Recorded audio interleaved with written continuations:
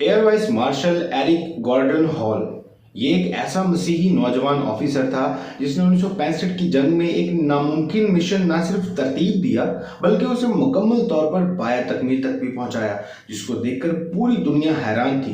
क्योंकि एरिक ने एक ऐसा कारनामा सर अंजाम दिया था जिसको देखकर पूरी दुनिया हैरत ज़दा थी। और ऐसे मिशन हम सिर्फ फिल्मों में कामयाब होते हुए देख पाते हैं। इसी वजह से एरिक गॉर्डन हॉल को एक नाम दिया गया, द हार्ड हिटर।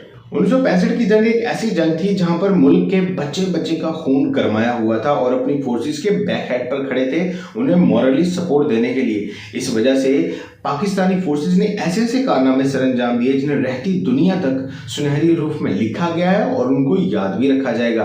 इसी के चलते पाकिस्तान आर्मी और नेवी अपना किरदार अदा कर रहे थे बखूबी, लेकिन यहाँ पर पाक फिजाइया ने ऐसे ऐसे कारनामे सर अंजाम दिए जो फिल्मी तौर पर मुमकिन थे लेकिन ऐसे वो इम्पॉसिबल थे। लेकिन ऐसे में पाकिस्तान एयरफोर्सेस के जवानों और ऑफिसर्स ने ऐसे कारनामों को सर अंजाम दिया। इन्हीं कारनामों से एक कारनामा पाकिस्तान एयरफोर्स के एक मसीही नौजवान एरिक गॉर्डन हॉल ने सर अंजाम दिया था, जिसको रहती दुनिया तक याद रखा जाएगा और आज भी दुनिया इस कारनामे। एरिक गॉर्डन हॉल अक्टूबर 1922 में बर्मा के शहर रंगून में पैदा हुए। 1943 में उन्होंने द रॉयल इंडियन एयरफोर्स को ज्वाइन किया और कमीशन हासिल की। इसके बाद 1947 में जब पाकिस्तान और इंडिया का गदर पड़ा और ऑफिसर्स के पास चॉइस थी कि वो दोनों मुल्कों में से किसी मुल्क के पास भी जा सकते हैं, यहाँ पर एरिक गॉर्डन हॉल जो कि एक मसीही नौजवान था उसने पाकिस्तान एयरफोर्स को ज्वाइन करने का फैसला किया और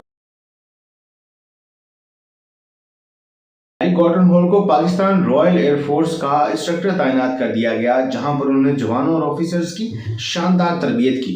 इसी दौरान 1965 की जंग में वो चकलाला एयरबेस के as a commander in chief तैनात थे और यहाँ से कोई जंगी जहाज नहीं उड़ते थे, बल्कि यहाँ से तमाम बाकी बेसिस को ट्रांसपोर्ट की सहूलियात मुयसर की जाती थी। यहाँ पर C-130 तैयारा जो एक माल बरदार तैयारा है, ये इनके अंडर में यहाँ पर आते थे और चकलाला एयरबेस इसी मिशन के लिए तब इस्तेमाल होता था। लेकिन मिशन हरकुलिस भी हैरानकुन तौर पर यहीं से एग्जीक्यूट।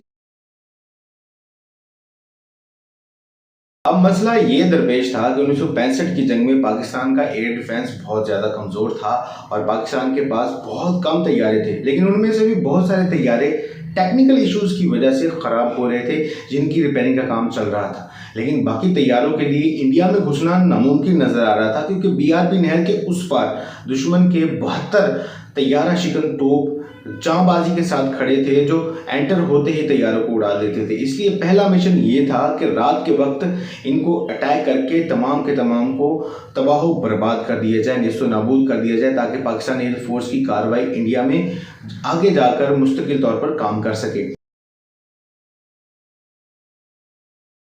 ऐसे में पाकिस्तान के शेरदिल मसीही नौजवान ऑफिसर ने एक तरकीब लड़ाई और C-130 के जरिए वहां पर अटैक करने का सोचा। और इमेजिन करें कि माल बरदार तैयारा किस तरह से अटैकिंग पोजीशन में आकर दुश्मन की तैयारा शिकन तोपों का मुकाबला कर सकता था। लेकिन ये बंदा खुदादाद सलाहियतों और जहानत से भरपूर था। इसने अपनी टेक्निकल टीम के साथ मिलकर C-130 को कुछ चेंजेस के जरिए एक जंगी तैयारी में तब्दील कर दिया। लेकिन अब भी ये दुश्मन की तैयारा शिकन तोपों का मुकाबला करने के लिए 2% भी तैयार नहीं था। ये सारे मामला खुदा पर थे, लेकिन खुदा ने एक फैसला कर लिया था इस नौजवान से एक ऐसा कारनामा सर अंजाम देना था जिसको रहती दुनिया।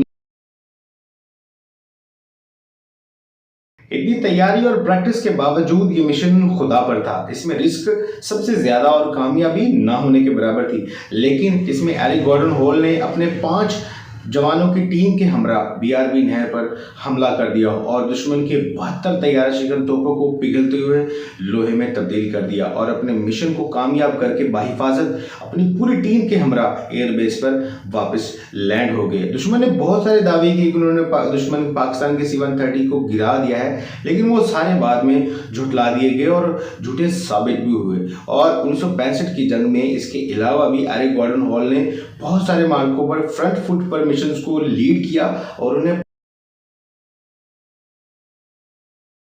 शानदार हिकमत अमली और हैरत अंगेज कामयाबी की बिना पर उनके एजाज में गवर्नमेंट ऑफ पाकिस्तान ने इसके बाद एरिक गॉर्डन हॉल को पेशावर एयर हेडक्वार्टर में assistant chief of the air staff तैनात कर दिया गया। 1968 में इनको मणिपुर एयरबेस का कमान सौंप दिया गया। 1971 की जंग में एज अ ऑफिसर इन्होंने बहुत सारी कामयाब हिकमत अमलियाँ तैयार की और उन पर अमल कराया और पाकिस्तान को डिफेंड किया। 1971 की जंग में बेहद हिकमत अमली और एरिक गॉर्डन हॉल 1947 से 1977 तक पाकिस्तान एयरफोर्स का हिस्सा रहे और बेहद बेशुमार मार्कों पर पाकिस्तान को डिफेंड किया और बहुत कामयाब कारनामे सरअंजाम दिए। इनको अमेरिका में पाकिस्तान एयरफोर्स का एम्बेसडर भी बनाकर भेजा गया। इनको ये एजाज़ भी हासिल है। रिटायरमेंट के बाद पाकिस्तान सिविल एविएशन अथॉरिटी के डायरेक्टर तैनात किए गए। इसके बाद बहुत अरसे तक ये वहीं पर खिदमत सरअंजाम देते रहे और पाकिस्तान एटॉमिक एनर्जी कमीशन के पहले डायरेक्टर भी यही मुंतखब हुए थे और काफ़ी देर यहाँ पे सर्व करने के बाद आखिरकार ये अपनी बची खुची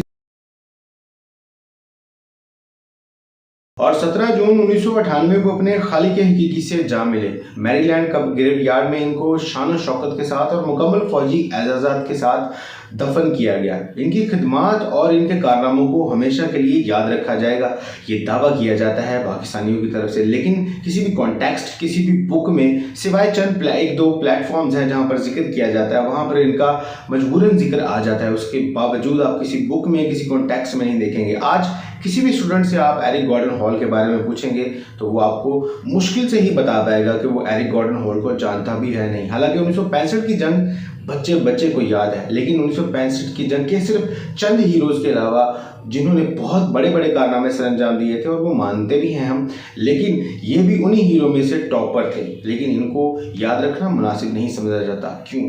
ये सवाल है एज अ क्रिश्चियन, और मेरा सवाल है कि हमारे क्रिश्चियन हीरो को एज अ कौमी हीरो क्यों नहीं